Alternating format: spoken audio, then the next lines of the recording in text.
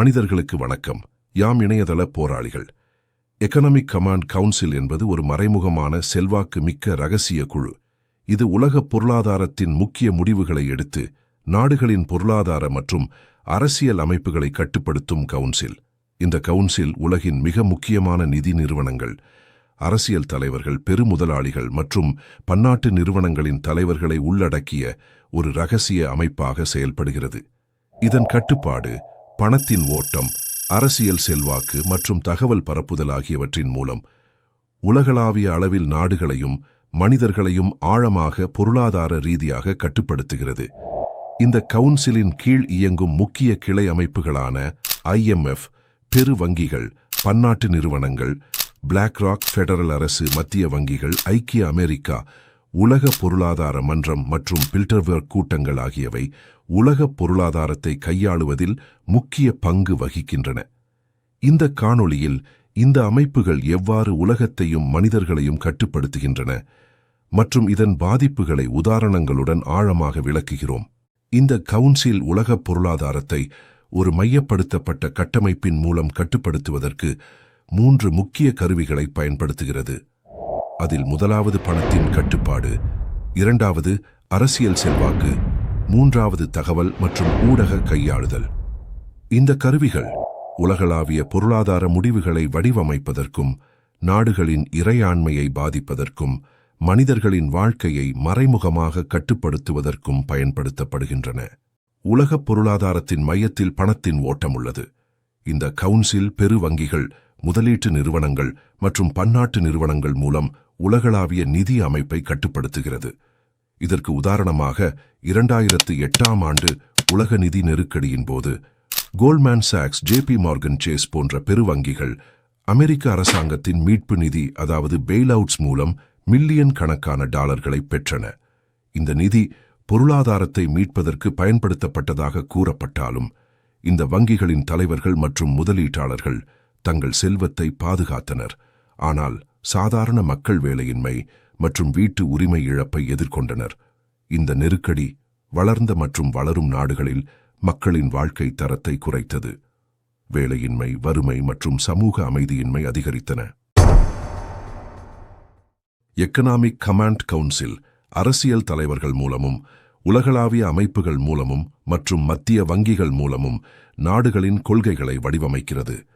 உதாரணமாக, ஐக்கிய அமெரிக்காவின் ஃபெடரல் ரிசர்வ் வங்கி வட்டி விகிதங்களை மாற்றுவதன் மூலம் உலகளாவிய பங்குச் சந்தைகளை பாதிக்கிறது. 2022இல் ஃபெடரல் ரிசர்வ் வட்டி விகிதங்களை உயர்த்தியது உலகளாவிய பணவீக்கத்தை கட்டுப்படுத்துவதற்கு என்று கூறப்பட்டது. ஆனால் இது வளரும் நாடுகளில் கடன் சுமையை அதிகரித்து அவர்களின் பொருளாதார வளர்ச்சியை பாதித்தது. இந்த முடிவுகள் வளரும் நாடுகளில் உள்ள மக்களுக்கு உயர்ந்த விலைகள், குறைந்த வேலை வாய்ப்புகள் மற்றும் வாழ்க்கை செலவு அதிகரிப்பு போன்ற பிரச்சினைகளை உருவாக்கியது. தகவல் பரப்புதல் மற்றும் மக்களின் கருத்து உருவாக்கம் மூலம் இந்த கவுன்சில் மக்களின் மனதை கட்டுப்படுத்துவதாக கருதப்படுகிறது. உதாரணமாக, கூகுள், மெட்டா மற்றும் X போன்ற தொழில்நுட்ப நிறுவனங்கள் மக்களின் தரவுகளை சேகரித்து அவர்களின் நடத்தையை பாதிக்கின்றன. 2018இல் கேம்பிரிட்ஜ் அனலிட்டிகா ஊழல் வெளிப்பட்ட போது ஃபேஸ்புக் தரவுகள் தவறாக பயன்படுத்தப்பட்டு தேர்தல்களை பாதிக்க முயற்சிக்கப்பட்டது தெரியவந்தது. இத்தகைய கையாளுதல் மக்களின் முடிவெடுக்கும் சுதந்திரத்தை குறைத்து அவர்களை மறைமுகமாக கட்டுப்படுத்துகிறது. இது நாடுகளின் அரசியல் ஸ்திரத்தன்மையையும் பொருளாதார முடிவுகளையும் பாதிக்கிறது. இதில் எகனாமிக் கமாண்ட் கவுன்சில் கிளையான சர்வதேச நாணய நிதியம் எனும் IMF உலக பொருளாதாரத்தை எப்படியெல்லாம் கட்டுப்படுத்துகிறது என்பதை முதலில் யாம் உங்களுக்கு எடுத்துரைக்கிறோம். சர்வதேச நாணய நிதியம், இன்டர்நேஷனல் மானிட்டரி ஃபண்ட் என்பது 1944இல் உருவாக்கப்பட்ட ஒரு உலகளாவிய நிதி அமைப்பாகும். இது உலக பொருளாதார ஸ்திரத்தன்மையை உறுதி செய்வதற்காகவும் நாடுகளுக்கு நிதி உதவி வழங்குவதற்காகவும் நிறுவப்பட்டது. 190 உறுப்பு நாடுகளை கொண்ட இந்த அமைப்பு உலக பொருளாதாரத்தை கட்டுப்படுத்துவதற்கு முக்கிய பங்கு வகிக்கிறது, குறிப்பாக வளரும் நாடுகளின் பொருளாதார கொள்கைகளை வடிவமைப்பதில். IMF தனது கடன் வழங்கல், கட்டமைப்பு சீரமைப்பு திட்டங்கள், அதாவது ஸ்ட்ரக்சரல் அட்ஜஸ்ட்மெண்ட் புரோகிராம்ஸ் எனும் SAPs மற்றும் நிபந்தனைகள் மூலம் நாடுகளின் இறையாண்மையையும் மக்களின் வாழ்க்கை தரத்தையும் ஆழமாக பாதிக்கிறது. IMF எவ்வாறு உலகப் பொருளாதாரத்தை கட்டுப்படுத்துகிறது என்பதை உதாரணங்களுடன் விரிவாக விளக்குகிறோம். IMF-இன் முக்கிய செயல்பாடுகள் உலகளாவிய நிதி ஸ்திரத்தன்மையை மேம்படுத்துதல், பணவீக்கத்தை கட்டுப்படுத்துதல் மற்றும் நாடுகளுக்கு நிதி உதவி வழங்குதல் ஆகியவை ஆகும். இது 3 முக்கிய வழிகளில் செயல்படுகிறது. 1. கடன் வழங்கல், நிதி நெருக்கடியில் உள்ள நாடுகளுக்கு கடன்கள் வழங்குதல். 2. கொள்கை ஆலோசனைகளை உறுப்பு நாடுகளுக்கு வழங்கி பொருளாதார கொள்கைகளை வகுக்க ஆலோசனை வழங்குதல். 3. நிதி கண்காணிப்பு, உலகளாவிய பொருளாதார நிலைமைகளை கண்காணித்து நாடுகளின் பொருளாதார கொள்கைகளை மதிப்பிடுதல். இந்த செயல்பாடுகள் மூலம் IMF உலகப் பொருளாதாரத்தில் செல்வாக்கு செலுத்துகிறது.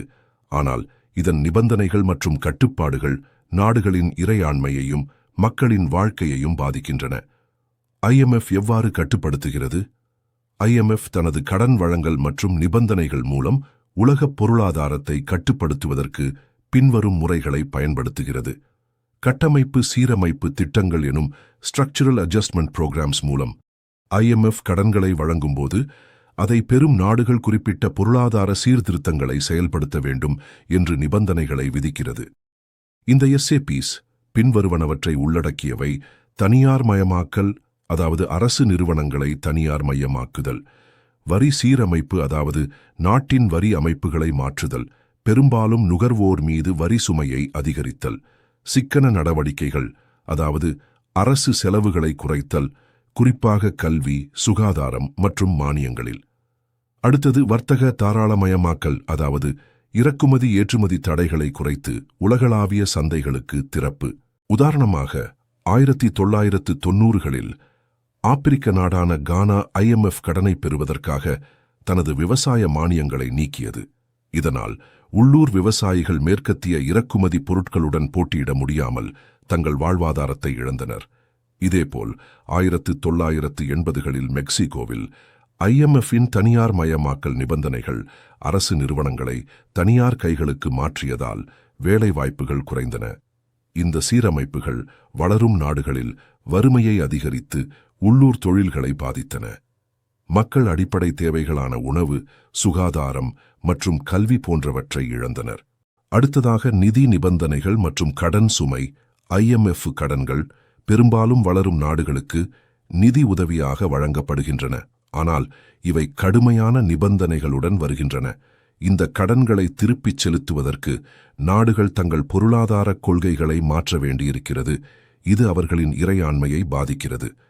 உதாரணமாக 2022இல் இலங்கை பொருளாதார நெருக்கடியை எதிர்கொண்ட போது IMF-இன் கடனை பெறுவதற்காக எரிபொருள் மற்றும் உணவு மானியங்களை நீக்கியது.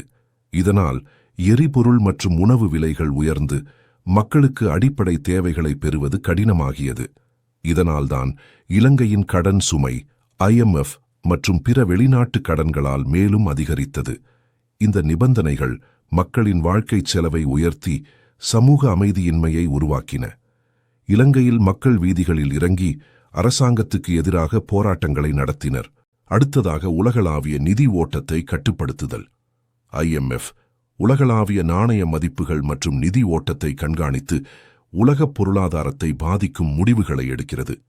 இது வளர்ந்த நாடுகளுக்கு சாதகமாகவும் வளரும் நாடுகளுக்கு பாதகமாகவும் அமைகிறது. உதாரணமாக 1997 மற்றும் 98ஆம் ஆண்டுகளில் ஆசிய பொருளாதார நெருக்கடியின் போது IMF தென்கொரியா, இந்தோனேசியா மற்றும் தாய்லாந்து போன்ற நாடுகளுக்கு கடன்கள் வழங்கியது. ஆனால் கடுமையான சிக்கன நடவடிக்கைகளை விதித்தது. இதனால் இந்த நாடுகளில் வேலையின்மை மற்றும் வறுமை அதிகரித்தன. தென்கொரியாவில் உள்ளூர் தொழில்கள் பாதிக்கப்பட்டு பன்னாட்டு நிறுவனங்கள் ஆதிக்கம் செலுத்தின. இந்த நெருக்கடி மக்களின் வாழ்க்கை தரத்தை குறைத்து உள்ளூர் பொருளாதாரங்களை பன்னாட்டு நிறுவனங்களின் கட்டுப்பாட்டுக்கு உட்படுத்தியது. அடுத்தது வளர்ந்த நாடுகளுக்கு ஆதரவு தருவது. IMF-இன் முடிவெடுக்கும் கட்டமைப்பு வளர்ந்த நாடுகளுக்கு, குறிப்பாக ஐக்கிய அமெரிக்காவுக்கு முன்னுரிமை அளிக்கிறது. IMF-இன் வாக்குரிமை அமைப்பு நாடுகளின் பொருளாதார வலிமையை பொறுத்து வாக்குகளை ஒதுக்குகிறது. இதனால் அமெரிக்காவுக்கு மறைமுகமாக வீட்டோ அதிகாரம் உள்ளது. உதாரணமாக 2010இல் கிரீஸ் பொருளாதார நெருக்கடியின் போது IMF மற்றும் ஐரோப்பிய ஒன்றியம் கிரீஸுக்கு கடன்கள் வழங்கின. ஆனால் இவை பெரும்பாலும் ஐரோப்பிய வங்கிகளை பாதுகாப்பதற்காக பயன்படுத்தப்பட்டன. கிரீஸ் மக்கள் கடுமையான சிக்கன நடவடிக்கைகளால் வேலையின்மை மற்றும் வறுமையை எதிர்கொண்டனர். இது வளர்ந்த நாடுகளின் நிதி நிறுவனங்களை பாதுகாத்தலும் கிரீஸ் மக்களுக்கு பொருளாதார பாதிப்பையும் சமூக அமைதியின்மையையும் உருவாக்கியது. உலகளாவிய பொருளாதாரத்தில் IMFஇன் செல்வாக்கு உலகளாவிய நிதி அமைப்பில் முக்கிய பங்கு வகிக்கிறது.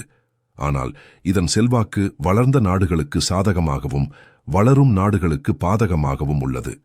டாலர் ஆதிக்கம் மூலம் IMFஇன் நிதி பெரும்பாலும் அமெரிக்க டாலர்களில் வழங்கப்படுகிறது. இது அமெரிக்காவின் பொருளாதார ஆதிக்கத்தை வலுப்படுத்துகிறது.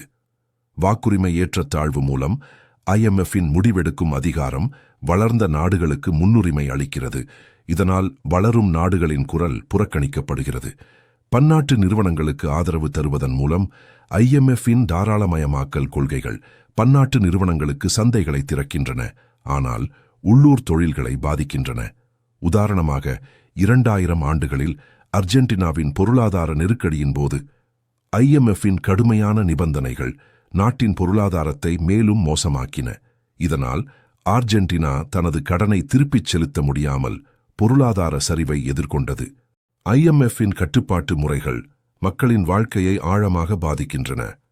எப்படியென்றால் வறுமை மற்றும் ஏற்றத்தாழ்வு மூலம் SAPSஇன் நிபந்தனைகள் உள்ளூர் மானியங்களை நீக்குவதன் மூலம் உணவு, எரிபொருள் மற்றும் சுகாதார சேவைகளின் விலைகளை உயர்த்துகின்றன.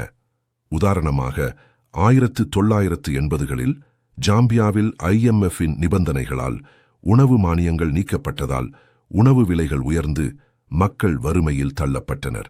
அடுத்ததாக வேலைவாய்ப்பு இழப்பு, தனியார் மயமாக்கல் மற்றும் அரசு செலவு குறைப்பு மூலம் உள்ளூர் தொழில்களையும் அரசு வேலைகளையும் பாதிக்கின்றன. உதாரணமாக 1990களில் அர்ஜென்டினாவில் IMFஇன் தனியார் மயமாக்கல் கொள்கைகள் ஆயிரக்கணக்கான அரசு ஊழியர்களை வேலையிழக்கச் செய்தன. அடுத்ததாக இறையாண்மை இழப்பு.